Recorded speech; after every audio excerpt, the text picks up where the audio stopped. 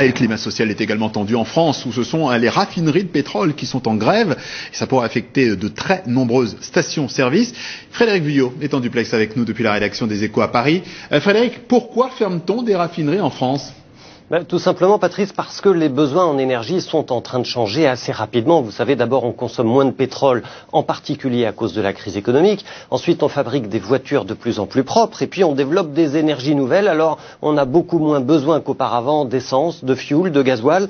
Et puis, il y a 2-3 ans, quand la demande d'énergie était très forte, eh bien, on a construit dans le monde un certain nombre de nouvelles raffineries, en particulier au Qatar, au Vietnam, en Chine, en Inde. Alors, plusieurs raffineries françaises aujourd'hui ne sont plus compétitives. Chez Total, certaines perdent plus de 100 millions d'euros par mois. Alors bien sûr, Total essaye d'adapter son outil de production. Mais en réalité, tout ça n'est pas nouveau. Vous savez, depuis 30 ans, la France a déjà perdu la moitié de ses raffineries. Et puis, il n'y a pas qu'en France, parce que le néerlandais Shell a décidé de vendre lui aussi des raffineries en Grande-Bretagne, au Canada, en Nouvelle-Zélande. Shell qui a quand même réalisé 2 fois plus de profits que Total l'année dernière.